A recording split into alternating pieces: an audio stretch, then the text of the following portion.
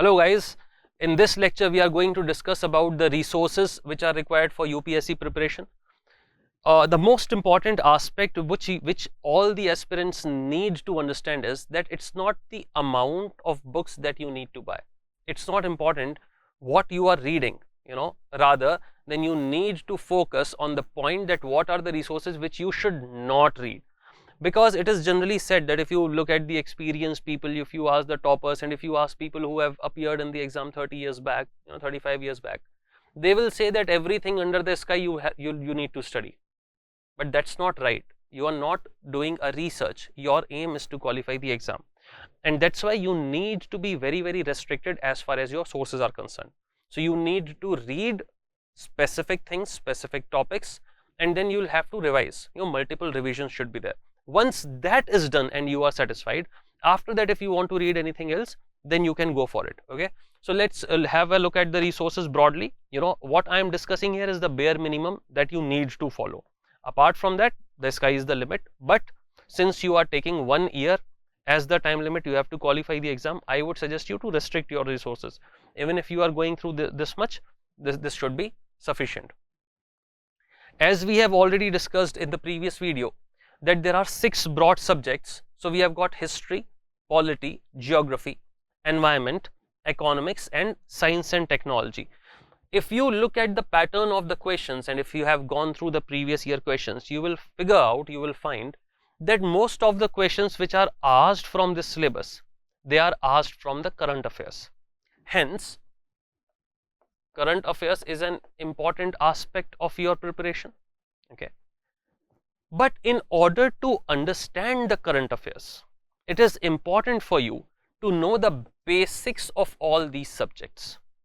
Only then you will be able to understand current affairs. For example, let's say if a question is asked that RBI has increased the CRR, its CRR from let's say 3.75% to 4.25%. What impact is it going to have on economy or on the money supply? Now there are multiple keywords which I have used here: money supply, economy, CRR, RBI. So in order to answer this question, it's not just the current affairs which you need to understand. It's not the fact that CRR has increased from 1% to another. But you need to understand the basics of what CRR is, what is the role of RBI. And that's why you need to go through the basic sources. You need to make your foundation very strong. If your foundation is very, very strong, it will be much easier for you to understand the current affairs, to appreciate the current affairs, and to answer in the exam very clearly. Okay. Now let's talk about each of the subjects individually. If we start with history, we would suggest you to start with the old NCERTs. So if you go by old NCERTs for ancient India, it is written by Dr. R.S. Sharma. The medieval India is written by Dr. Satish Chandra, and the modern India is written by Dr. Bipin Chandra. The old NCERTs are suggested because they go in a proper chronology. So if you want to understand history in a proper chronological manner, you need to read these 3 books. They are kind of a must read. Okay, they are very detailed. In fact, that for ancient and medieval India, I would suggest that there is nothing else that you can read which can provide you all the content. These 2 books are more than sufficient. Okay. So we can start with the old NCERTs. Later, you can read new NCERTs. Now these new NCERTs, they are based on themes. Themes in Indian history part 1, part 2 and part 3. So basically that is ancient, medieval and modern. These 3 books, they are not given in a chronological manner. For example, if we talk about themes in Indian history part 1, that is a book on ancient history. But the chapters are not like Indus Valley civilization, Vedic civilization, Gupta period, Harshvardhan, so on and so forth. It's not like that. However, the themes are given. For example, the art and culture, the cave paintings, the copper sculptural art. So if you are talking about the sculpture, then they have started from, let's say, the Indus Valley civilization up to Gupta period. Okay, so all those things are there in one chapter. So if you have read the previous books, if you know the chronologically very nicely, you will be able to enjoy these books. Also, the questions are being asked from these books. So the focus of UPSC has shifted from the facts to the application. So basically the previous books, they are full of facts, and these books, they are full of application. Okay. Apart from that, there is a book called India's Struggle for Independence, written by Bipin Chandra. So if you saw the NCERT, that was also written by Bipin Chandra. This is also written by Bipin Chandra. This book is basically the explanation of the NCERT book. NCERT book is slightly concise. This is more elaborate. So this is very, very good for mains. Apart from that, A Brief History of Modern India. There is this book called Spectrum, written by Rajiv Ahir. This book is kind of a guidebook, right? The way you must have read those guidebooks in your school. It is similar to that. So it's not exactly a very good book to understand history, but there are certain chapters, there are certain aspects which you can use to revise. For example, there is a chapter on the education policies. So all the education policies are given at one place, all the press acts are given at one place, all the newspapers which were there in modern India, they are given at one place. So it is very easy for you to go and revise those topics from one place. So don't read the entire book. It's not necessary that you read cover to cover, but apart from this, all other books you must read. If you have read that much, then you might not even require this last book. Okay. Moving on to polity, you can see that you can start with class 6 if you have no clue about polity. So it is wise. For example, there are many students who are from science background, and many of these students, they don't know about humanities. Okay, so in order to inculcate the basics of a subject, in order to know what that subject is, you can start with the basic NCERTs. I don't think you will be taking more than 2 to 3 days in finishing one NCERT, those small NCERTs, because they are written for 6th standard kids and 7th standard kids. Okay, so you can start with those books. So 6th, 7th and 8th standard textbook, Social and Political Life 1, Social and Political Life 2 and 3.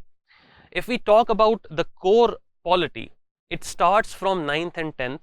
So there are 2 NCERTs, Political Science, Democratic Politics Part 1, Political Science, Democratic Politics Part 2. So basically they are talking about polity in post-independent India.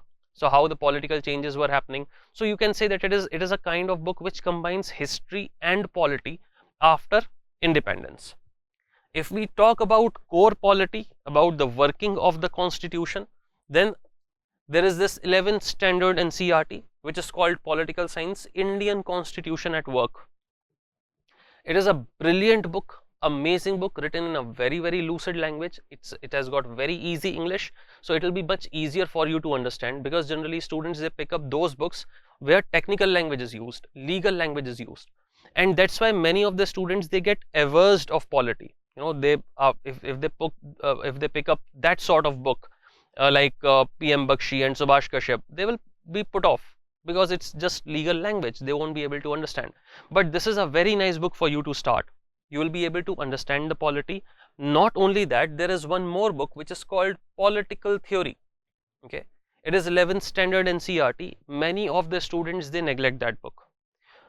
If I talk in terms of the exam and questions will not be asked directly from this book, from Political Theory. But in order to build your foundation, the idea of justice, idea of right, idea of democracy, what is republic, these terms we use very commonly in our general parlance, but students don't generally know what exactly does it mean, what is the meaning of justice. So all those things, they are discussed in this book, Political Theory. So it's a very, very good book for your understanding, so do not miss that. Okay, then there are 12th standard NCERTs, Politics in India since Independence, Contemporary World Politics. Right, this is once again, Politics in India since Independence is a post-modern history textbook, and Contemporary World Political Science is basically world history, whatever is going on in world history these days. So I think it starts with the French Revolution. So from French Revolution to Russian Revolution, World War I, World War II, all that is covered in that contemporary world. So you will be able to integrate the Indian politics after independence and contemporary world issues at that point of time. Okay. Then there is this book called Indian Polity by Lakshmikant. It is considered to be the handbook of polity. Almost all the students who prepare for civil services, they have read this book, Lakshmikant. Once again, it's not exactly a very literary kind of a book, so don't pick it up thinking that it's a brilliant resource. However, it is a kind of a guidebook which is important because all the facts are given very nicely in this book. And if you go through the previous year questions, you will find that many questions they have been asked directly from Lakshmikant, and that's why this book is recommended by all the institutes, all the teachers who teach polity. Apart from that, there are NIOS books on political science. ठीक है, Open University books हैं, open source books are there. These are kind of bulky, so if you want to study some specific concepts, you can go through these notes. Otherwise, there is no need to go through end to end, because then it will be very, very bulky. And once again, you need to remember that polity is not just one subject that you have to study. You have to study all the subjects. So if you are investing this much of time on every single subject, you will be taking 2 to 3 years in finishing one subject itself. Okay, so don't do that. Apart from that, questions are being asked on current affairs that we have already discussed. So current affairs, you need to have a knowledge of current affairs. Then there is FAQ section of Lok Sabha, Rajya Sabha and Election Commission website. You must visit these websites so that you can know the practical application of the things which you have read from the books.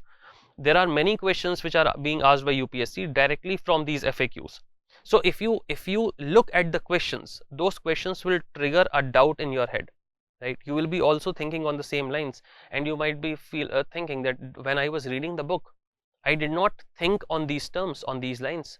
And now once that query is generated, and then when you are reading the answer, it will be much easier for you to remember it for a very long time. Okay, so go through that. Apart from this, there are programs and schemes section on different website of different ministries, so you can go through those programs and those acts. Also, if you are reading the current affairs, all these things will be covered in current affairs as well.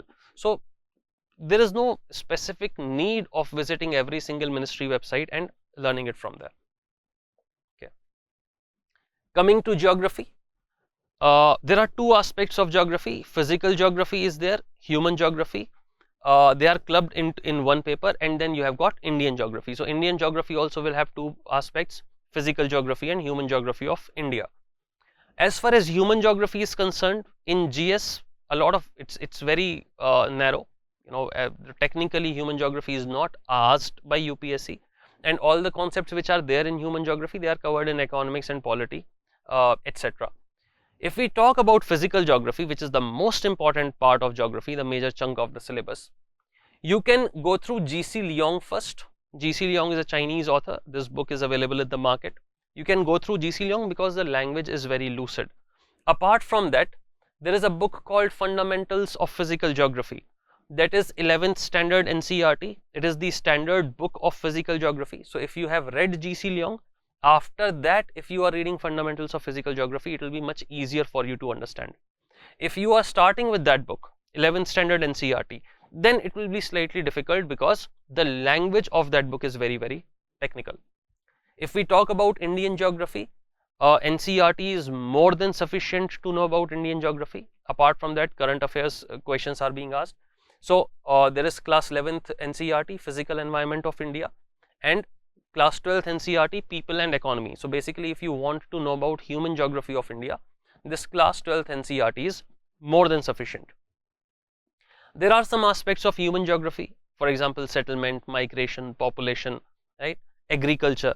All those concepts, they are covered in class 12th NCERT, Fundamentals of Human Geography. So if you look at the pattern, 11th standard physical geography, world physical geography is also there in 11th, and Indian physical environment is also there in 11th standard. So you can relate the two things. Similarly, in 12th standard, world human geography is given, and then after that you can read Indian human geography, so that you can maintain that link. The order will be easier for you to understand the subject. Apart from that, you will be having current affairs. So through current affairs, you can take the map locations. If some place is there in the news, let's say Ukraine is there in the news, so you will go back to the atlas. You will see where Ukraine is, what all countries are surrounding you, the Ukraine, because map questions are asked on these type of places. Okay.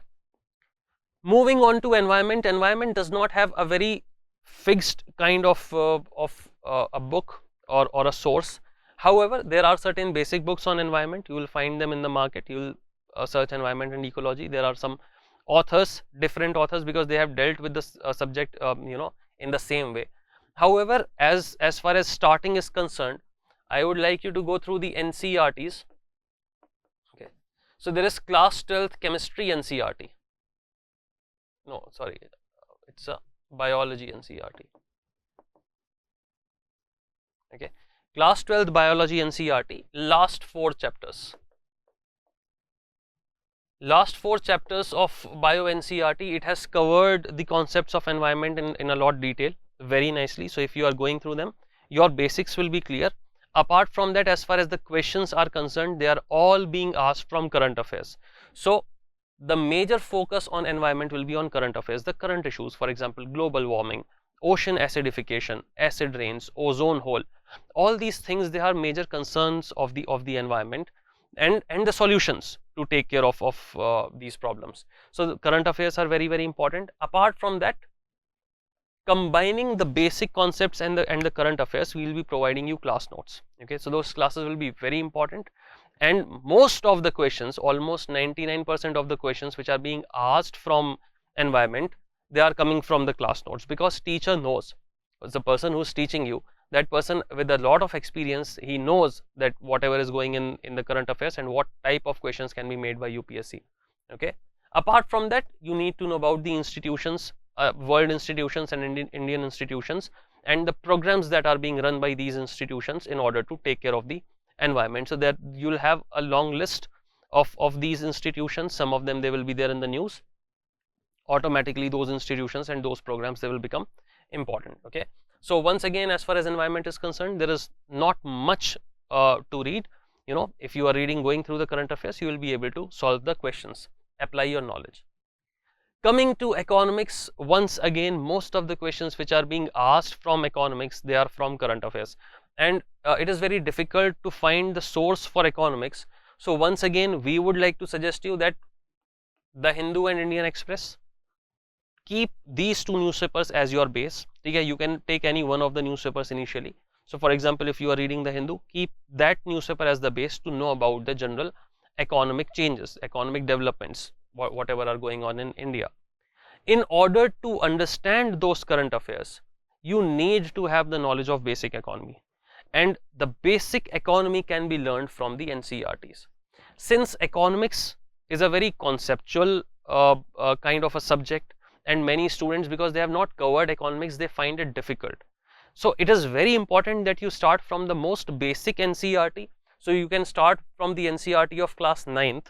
Okay, from 9th, 10th, 11th, 12th, you will be able to build that understanding, you will be able to build the concept, because economics is also a kind of science.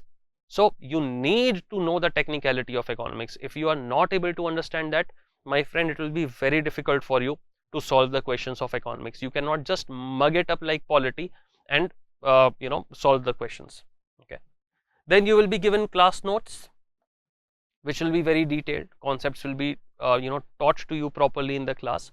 Apart from that, there are certain monthly magazines. So you can read IASbaba monthly magazine, which is containing all the economics specific topics. We are dealing those topics in detail, whatever is going.